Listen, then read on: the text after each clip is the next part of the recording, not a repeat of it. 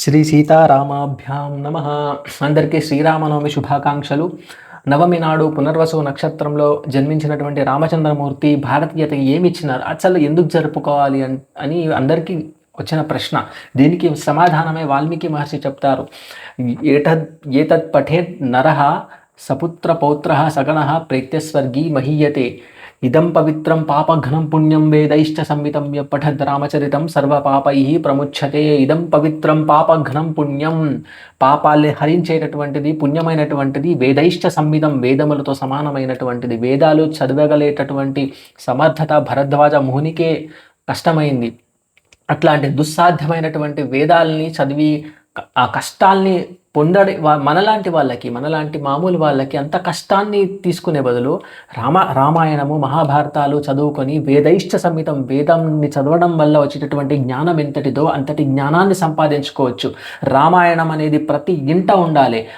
రామాయణం చదివితే అసలు ఎప్పుడు, ఎలా, ఎవరితో, ఎక్కడ, ఎందుకు ప్రవర్తించాలి, ఎట్లా ప్రవర్తించాలి, గౌరవ మర్యాదలు, తల్లి తండ్రులు, అన్న తమ్ముళ్ళు, అక్క చెల్లెళ్ళు, ఇంతటి కుటుంబ వైభవము, మంచి చెడు, నాలుగు గోడల మధ్య ఉన్నప్పుడు ఎట్లా బతుకుతామో నలుగురిలో ఉన్నప్పుడు అట్లే బతికేటటువంటి నిజాయితీ తత్వము, ఇట్లాంటి అద్భుతమైనటువంటి జ్ఞానాన్ని ప్రసాదించే స్ఫూర్తిదాయకమైనటువంటి జ్ఞానాత్మకమైనటువంటి గ్రంథము, వాంగ్మయము శ్రీరామాయణం.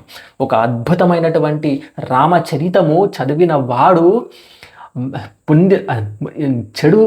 చెడునే మోక్షపదంబు అపుత్రునకు శ్రీకాళహస్తీశ్వర అన్నట్టు, చెడునే ఆ మోక్షపదంబు రామాయణాన్ని, రామచంద్రమూర్తిని పట్టుకున్నవాడు అపుత్రునకు, ఇవాళ నాకు ఇది లేదు, అది లేదు, వీడు పుట్టలేడు, వాళ్ళు పిల్లలు కాలేదు, అది ఇది అని ఎన్నో బాధలతో, ఒకటా రెండా ఎన్నో బాధలతో ఉన్నటువంటి జనాలకి మోక్షము చెడిపోతుందా?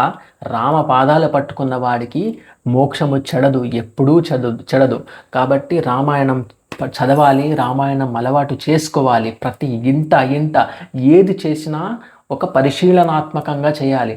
ఏది చేసినా దాంట్లో డెప్త్ ఉండాలి. రామాయణం చదివిన వాడికి మెచ్యూరిటీ లెవెల్స్ ఉంటాయి. రామాయణం చదివిన వాడికి జీవితంలో ఒక దాన్ని పరిశీలించే ముందు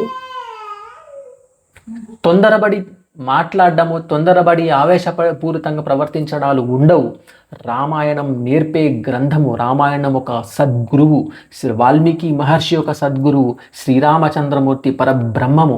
ఆయనని ఆశ్రయించిన వాడు ఆశ్రిత వృక్ష సాధూనాం ఆపన్నానాం పరాగతి. ఆయన వృక్షము, పెద్ద వృక్షము లాంటి వాడు రామచంద్రమూర్తి. ఒక్కసారి ఆశ్రయమిస్తే పరాగతి, పొందేటటువంటి గతి పరాగతి. ఇంకా మళ్ళీ పుట్టవలసినటువంటి అవసరం రానటువంటి మోక్ష స్థితిని ప్రసాదించగలిగినటువంటి స్వామి స్వరూపము. అటువంటి రామచంద్రమూర్తిని తలుచుకుంటూ రామాయణం చదవండి. ఎన్నో అద్భుతమైనటువంటి విషయాలు రామాయణంలో ఉన్నాయి. రామ కథ వినబడాలి, రామచరిత్ర చదవబడాలి, రామ నామము చెప్పబడాలి, పలకబడాలి, రామాలయాలు వెలువబడాలి.